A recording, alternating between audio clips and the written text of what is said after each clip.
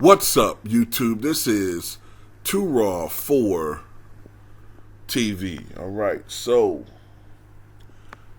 I want to talk about something that I noticed with the mainstream media. They're not keeping the same energy as they do with other teams.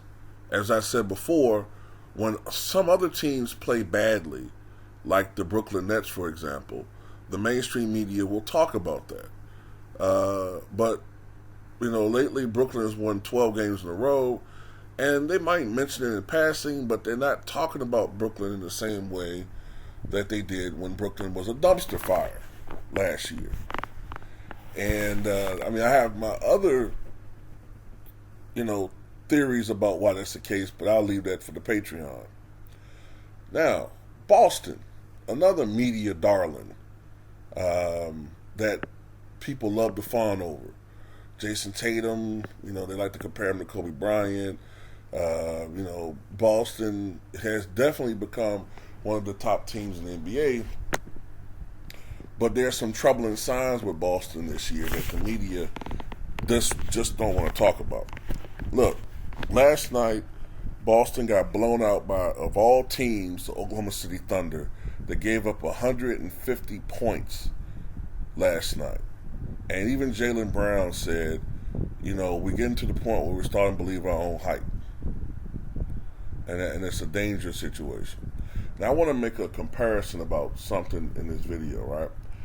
I want to compare last year's numbers with that team and this team. And I want you to understand that despite the media's obsession with points and scoring, as a team, Boston is not as dominant. See, everyone is so fixated on points. See, last year, Boston averaged something around 112 points a game, I think it was. But they only gave up 104 points a night, which was the fewest points yielded by a defense in the NBA last year. So they gave up the fewest points in the NBA last year during the regular season, and they had the number 2 rated defense in the NBA last year. And in the playoffs, I think they were number 1 in both points and defensive rating. Field goal percentage, teams only shot 43% from the floor against Boston last year, number 1 in the NBA. Teams only shot like 33% from beyond the arc against Boston last year, number 1 in the NBA. But, this year, it's not the same. This year, Boston's scoring 118.6 points per game. They are more potent offensively. Jason Tatum is averaging 30.8.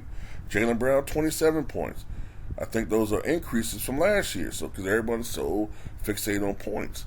But Boston, instead of giving up 104 points last year, they're now giving up 113 points per game.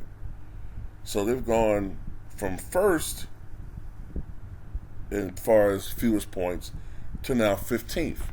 So they're now middle of the road. Their average defensive ranking, has gone from second last year to 10th this year. Now, offensively, Boston is great. They 118.6 points they score is number 1 in the NBA. Their offensive rating is number 1 in the NBA. But their defense has suffered. Their defense has most definitely suffered. Teams are now shooting, after shooting only 43% last year, teams are shooting 47% this year, 16th in the NBA instead of first last year. And 3-point percentage, teams are now shooting 36% from beyond the arc against Boston, which is 18th in the NBA. Last year they were a solid number 1. So their defense, without Ime Udoka as head coach, has suffered tremendously. Tremendously. Not to mention the fact that I want to end this by saying, in the last 9 games, Boston is 4-5.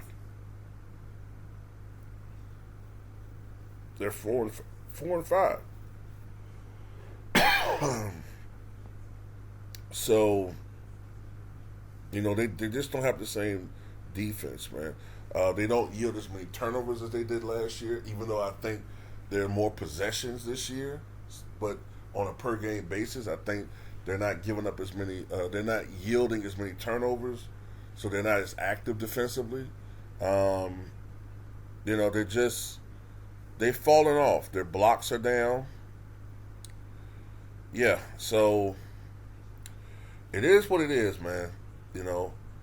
Boston is fool's gold to me right now. Like, unless they can somehow get back to the intensity they had last year, which I don't think they can without the tutelage of Nikola, not Nikola Jokic, and Udoka.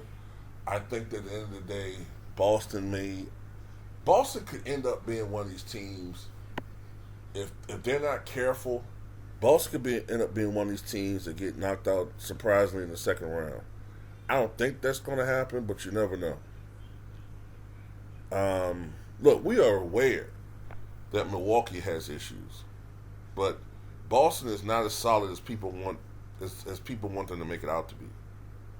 You know what I'm saying? To me, right now, the hottest team in the Eastern Conference, inexplicably, is Brooklyn, which none of us would have thought 2 months ago. But anyway, that's all I got to say about it, man. Tell me what you guys think.